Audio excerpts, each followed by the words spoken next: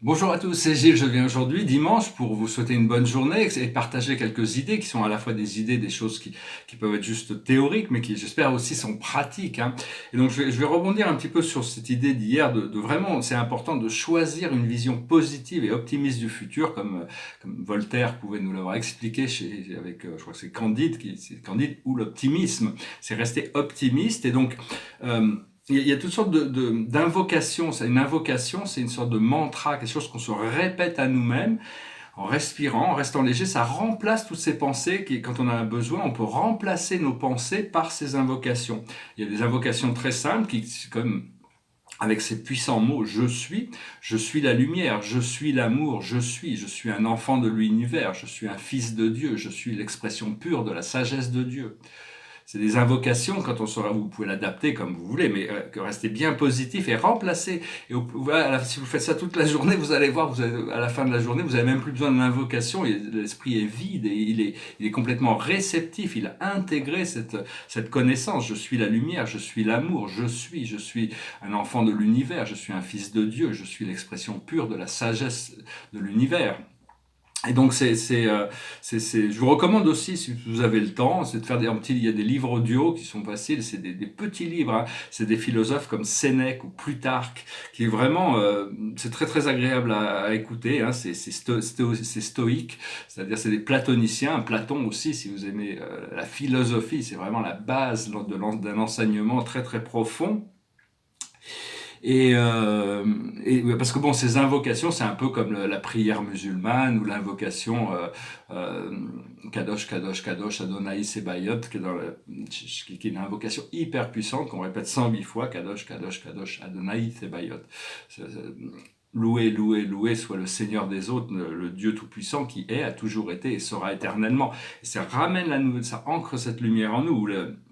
Ou bien le Notre Père chrétien, c'est pareil, hein, de toute manière, enfin c'est pareil, l'intention est la même, c'est de se reconnecter à notre divinité, savoir que bon, nous, personnellement, je sais que bon, ici, je suis ici au service de Dieu, au service de la planète et au service de l'humanité, parce qu'on est tout ça, on a autant rendre notre vie, ça donne plus de sens à notre vie, au plus on arrive à servir, au plus on peut donner de sens à notre vie, savoir que bon, dans tout ce qui se passe dans le monde, il y a plein de choses qui ne résonnent pas du tout avec moi, hein, personnellement, mais il en faut pour tous les goûts. Tout a une fonction, tout sert une fonction à un niveau, à un niveau ou un autre. Et respecter la voix spirituelle des autres. Je vois même dans les canalisations, il y a des gens qui expriment des vérités en disant c'est la vérité absolue, c'est la seule, et tous les autres qui ne pensent pas comme moi ont tort, alors qu'en réalité ma vision est très différente. Ça ne veut pas dire que j'ai tort sur ma vision, c'est juste que Dieu leur enseigne différemment cette voie d'ascension au paradis vers leur propre illumination et leur pouvoir intérieur. Alors bon, on conseillait de passer par ces chambres de lumière. Demandez quand vous faites cette méditation, il y a des chambres de lumière, il y en a dans toutes les dimensions, hein, mais d'être guidé, d'appeler vos guides pour vous guider, ou pendant les méditations, ou même avant de dormir, avant de s'endormir, pendant la nuit, pour pouvoir intégrer, ça permet d'enlever des blocages, ça permet d'éliminer des vieilles habitudes, ça permet de transmuter des peurs, ça permet d'éliminer des ombres, toutes sortes de choses. Ces chambres de lumière, on va pouvoir les utiliser beaucoup plus consciemment. Elles existent partout dans toutes les dimensions supérieures. Euh, donc c'est vraiment des alcôves, on doit pouvoir apprendre à connecter avec eux. Savoir que cette crise a une fonction spirituelle, hein, c'est renforcer notre connexion avec notre source à l'intérieur de nous-mêmes, parce qu'il va y avoir une tempête qui arrive qui est bien plus importante que ça, et donc il va falloir la plus haute protection, c'est cette connexion à l'intérieur, en invoquant. On a besoin de demander de la protection, on a besoin d'invoquer, de se souvenir de notre nature divine, et cette protection vient automatiquement avec. Je veux aussi dire, au mois de mai, toutes les grandes planètes sont rétrogrades, hein. Donc on va pouvoir passer en revue toutes les choses. C'est assez rare que toutes les planètes passent en rétrograde, parce que tout est actuellement, tout est poussé à la surface. Tout est poussé à la surface, hein, donc il faut découvrir le sens des priorités, quelles sont les choses que l'on doit faire en premier, hein. Mon maître guide m'avait expliqué ça il y a longtemps, et tout est important, mais il y a des choses qu'on doit faire en premier, qu'on doit adresser en premier. Et donc ça a déterminé notre propre sens des réalités. Euh, Savoir que la cinquième dimension sur Terre, c'est une sorte de naissance, la renaissance.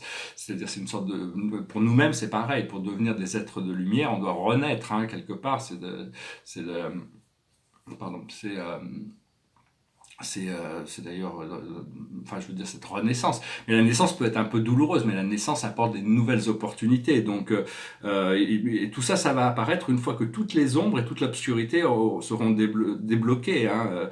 Tout ce qui empêche, qui nous empêche de voir cette lumière, vont devoir être. Une fois que tout ça sera enlevé, on va pouvoir voir cette lumière. Euh, Bon, c'est pas la peine de dire qu'en France, je vois beaucoup d'incohérences dans la manière dont cette crise est gérée. Hein. Je ne vais même pas rentrer là-dedans, parce qu'on est sorti du droit commun, on s'est sorti de la Constitution. Mais enfin bon, on va pas rentrer trop là-dedans. C'est pas trop à l'ordre du jour. Enfin, c'est pas trop ma mission de parler de ça. Euh, donc oui, hein, non, non, non. Bientôt. Oui, je veux parler, expliquer que tout ce que l'on voit dans les médias. Pour ceux qui, je revenais sur Platon, la République de Platon, au chapitre 9, il y a une toute petite, une demi-page qui explique une grande théorie, une des plus grandes théories philosophiques de tous les temps, parce qu'elle explique la théorie de la caverne, c'est-à-dire on est des prisonniers dans une caverne et on ne fait que commenter des ombres qui se posent sur la caverne. Bon, je ne vais pas revenir sur les détails de cette caverne, hein, souvent tout le monde, c'est quelque chose de très connu, regardez sur les détails de cette caverne, ça annonce l'arrivée du Christ, ça parlait de Socrate en réalité, mais tout ce que l'on croit réel ne sont que des ombres qui sont projetées sur une caverne et on passe beaucoup de temps à commenter le rapport entre les ombres et tout ça. Alors qu'en réalité, tout ça n'est qu'une illusion qui a été projetée depuis un feu où il y a des projecteurs, mais on ne voit pas la vraie lumière du soleil, la lumière de l'âme qui est au-dessus. Et donc, c'est aussi le thème du film Matrix, hein, c'est sortir de cette caverne, savoir que tout est illusion, hein, donc il ne faut vraiment pas donner de pouvoir à tout ça. Éventuellement, il va y avoir une remise à jour de toute la conscience de l'humanité, hein, c'est une sorte de fin des temps, enfin la fin autant cette crise c'était une sorte de prologue, ça sera l'épilogue, ça va être le maître Maitreya, le Christ cosmique, le Bouddha du futur, c'était le maître guide de Sananda, du Seigneur Bouddha, qui a été commandité. On lui a demandé de remplir cette mission d'informer toute l'humanité, de leur restaurer leur mémoire. Et donc il va il va parler sur tous les médias du monde à la fin, et tous ceux qui n'ont pas les médias, il va discuter directement dans leur langue, sous forme de télépathie, pour leur rappeler cette histoire, cette véritable histoire, et leur véritable nature. Donc ça, c'est un peu la fin du procédé. Et donc, voilà, je voulais parler, je tirais quelques cartes quand même. C'est beaucoup, des fois j'intègre beaucoup de choses dans mes vidéos, mais je pense que c'est des choses qui peuvent être importantes à discuter. On est sur la caverne de Platon, vous pouvez regarder sur internet pour ceux qui la connaissent pas, c'est une toute petite allégorie, mais qui est qui a beaucoup de sens. Alors la plus haute sagesse, c'est l'amusement, hein, c'est l'amusement, on va pouvoir s'amuser, c'est l'amusement, donc c'est arriver à profiter de la vie. Hein. Et d'ailleurs, ce que l'on doit comprendre, c'est le jeu des chevaux, c'est le horseplay, c'est-à-dire, c'est comment arriver à trouver le plaisir de vivre, la joie, la célébration dans la vie. Ce que l'on doit faire, c'est le lait de la mer, c'est-à-dire de la dualité qui veut revenir à l'unité, hein, c'est ce désir de se réunifier. Et l'aboutissant, c'est secouer les bras. C'est secouer les bras. C'est quelqu'un où on doit accepter que le plan se développe un pas après l'autre. C'est quelqu'un qui veut avancer très vite, donc il secoue les bras, mais c'est la tortue qui, elle, avance très très lentement, qui fait que les choses avancent. Donc il faut vraiment être le plus synchronisé dans le présent. Et je vais parler d'une technique de manifestation, si j'en ai déjà parlé, c'est la technique du hamac. Dans les dimensions supérieures, quand on pense quelque chose, on peut utiliser cette technique pour manifester les choses que l'on veut comme ça, dans un instant. Mais ici, des fois, il faut attendre quand même un peu plus longtemps pour que les choses se manifestent. Mais bon, ça nous permet de tester le fait qu'on veut vraiment quelque chose. La première étape, c'est savoir ce que l'on veut. Parce que si vous voulez quelque chose, ça peut être une relation, une nouvelle voiture, une nouvelle maison, manger une tarte aux fraises, ça peut être n'importe quoi. Vous l'imaginez. Ou alors vous mettez des photos sur votre mur, comme ça vous le voyez, vous le visualisez, vous savez exactement ce que vous voulez.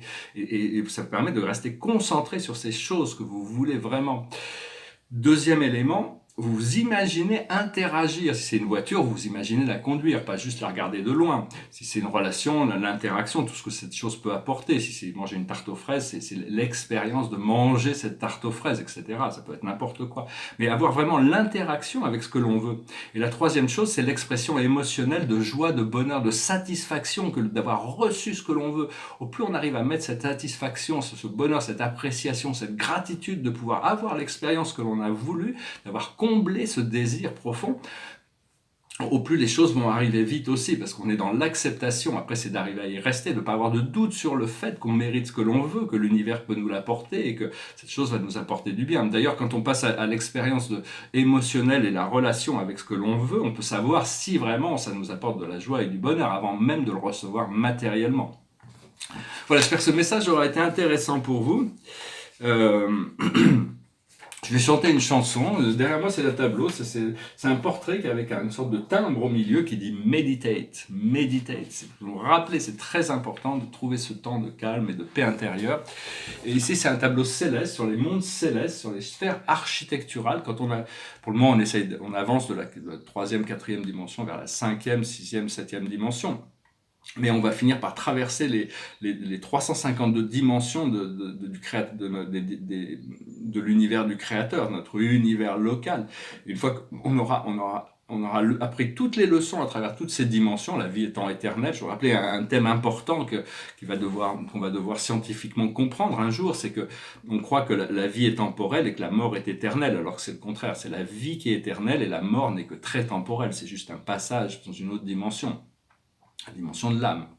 Et donc une fois qu'on a traversé ces 352 dimensions de l'univers du créateur, on se retrouve dans des sphères semi-spirituelles, ou pré-spirituelles, parce que c'est des sphères morantielles, c'est des sphères de lumière. Il y a une matière, c'est une matière transitionnelle entre la matière spirituelle et la matière matérielle. On se retrouve à traverser les sphères du secteur mineur de notre super-univers, du secteur majeur de notre super-univers. Après ça, on doit visiter les 10 secteurs majeurs et éventuellement, on arrive au centre de notre super-univers, Uversa. Et une fois qu'on est passé par toutes ces universités, on peut être envoyé dans l'univers central à la recherche de la déité et devenir éventuellement citoyen du paradis. Donc ça, c'est une aventure, c'est bien expliqué dans le livre d'Urantia, même s'il y a beaucoup de choses qui sont cachées dans ce livre, il y a beaucoup de choses qui sont aussi révélées. Chanter une chanson, je me passais par la tête, c'est une chanson sur le soleil et les vacances.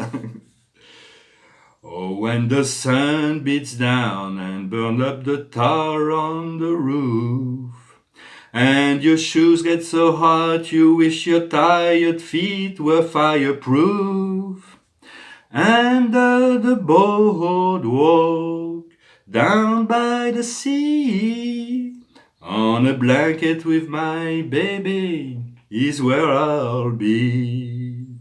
Under the boardwalk, we'll be having some fun under the boardwalk. People walking above under the boardwalk. We'll be falling in love under the boardwalk. Boardwalk. From the park you hear the happy sound of the carousel. You can almost taste the hot dogs and french fries they sell.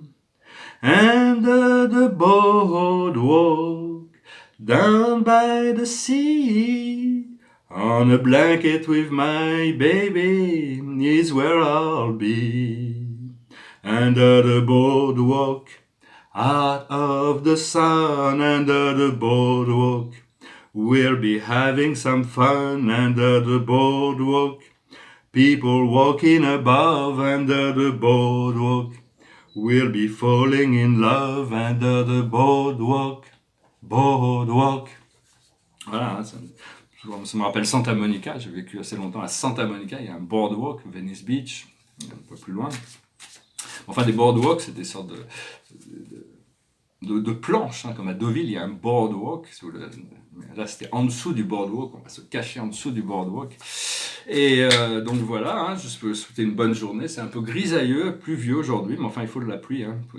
Il faut que les choses soient toujours en équilibre. Il y a toujours un peu de tout dans la vie, il faut accepter. Et la carte de la journée, c'est l'As de Michael. Une merveilleuse idée vient de germer. Ne vous laissez pas arrêter par les chaos du chemin. Élucider tout problème de communication. Ici, Michael est là sur sa montagne, hein, vraiment avec l'Excalibur. C'est la clarté d'esprit aussi. Hein, il faut, ayez confiance dans ces idées brillantes qui viennent à vous. C'est des esprits qui murmurent ces idées à vos oreilles. Et au plus on arrive à faire d'espace blanc dans notre esprit, au plus on est en connexion avec tout ce monde subtil, ce monde invisible. Et petit à petit, on est en train d'ouvrir notre esprit. Je vous remercie, je vous salue et je vous dis à bientôt. Namasté.